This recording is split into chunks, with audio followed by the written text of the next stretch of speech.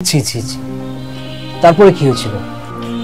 তুমি জানতে চাইছিলে না ওই জঙ্গলের ধারে কি আছে? আমি তোমারে কইছিলাম ওইখানে জনমানুষের যাতায়াত নাই, কারণ ওইখানে একটা গাছের ডালের লগে। ডালের সাথে কি? একদিন গ্রামবাসী সকালবেলা গিয়ে দেখে একটা গাছের ডালের লগে চাঁদনি মাইয়াডা গলায় ফাঁস দিয়ে ঝুলতাছে।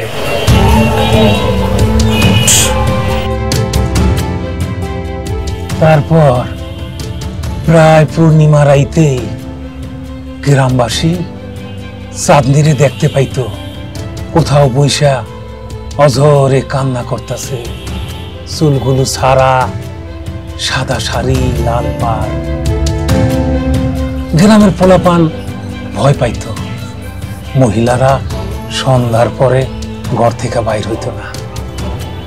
তারপর আস্তে আস্তে ওইখানে মানব বসতি কমতে থাকে। দাঁড়ান দাঁড়ান দাঁড়ান, কি বললেন? পূর্ণিমা রাত, সাদা শাড়ি, লাল পাড়।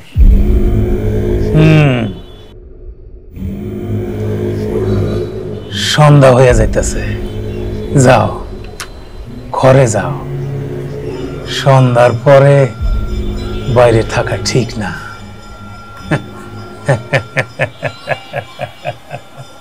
কিন্তু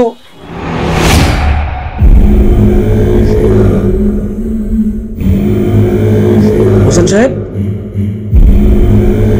হোসেন সাহেব,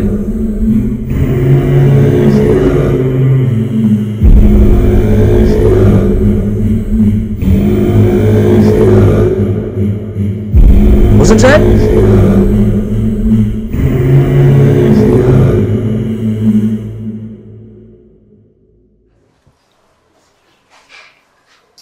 ভাইজান মাছ তো খাইতে চান না?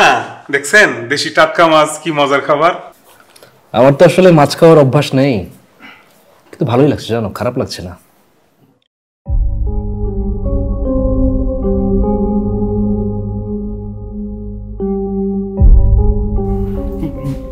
ভাইজান এইভাবে তাকায় রয়েছেন যে?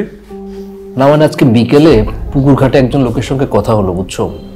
দেখতে অবিকল তোমার মতো, একটু বয়স্ক, বয়স 60-এর কাছাকাছি। কি যে কন না কন ভাইজান, আমার মতো সুদর্শন এই হারা গ্রামে একটাও নাই। তাই নাকি? তো ভদ্রলোক আমাকে অনেক গল্প শোনালো, ওনার নাম নাকি হোসেন মিয়া। ভাইজান আমার লগে মস্করা করতেছেন, বুঝছি। কেন? আমার দাদার নামই তো হোসেন মিয়া। হ্যাঁ নাকি দেখতে একদম আমার মতো আছিল। ছিল মানে? উনি এখন কোথায়? দাদাই তো আরো 10-12 বছর আগে মরে গেছে। তাই নাকি? উনি দেখতে কিরকম ছিল? মানুষে তো কয় দেখতে একদম আমার মতো আছিল। আমি যখন দেখছি তখন ওই যে ব্যাপারী শার্ট আছে না, ব্যাপারী শার্ট পরতো, পায়জামা পরতো, খুব সুন্দর দেখাইতো। ও মাই গড। কিছু বললেন? না। জি আচ্ছা। আচ্ছা শোনো, জি আমি কালকে চলে যাব। কাল কি চলে যাবেন? আর কটা দিন থাকতেন। না, মা খুব দুশ্চিন্তা করছে তো, যেতে হবে।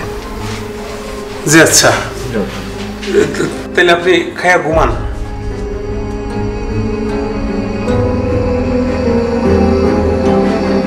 তার মানে পুকুর পাড়ে আমি যার সাথে কথা বললাম সে তো হোসেন সাহেব নয়, অন্য কিছু।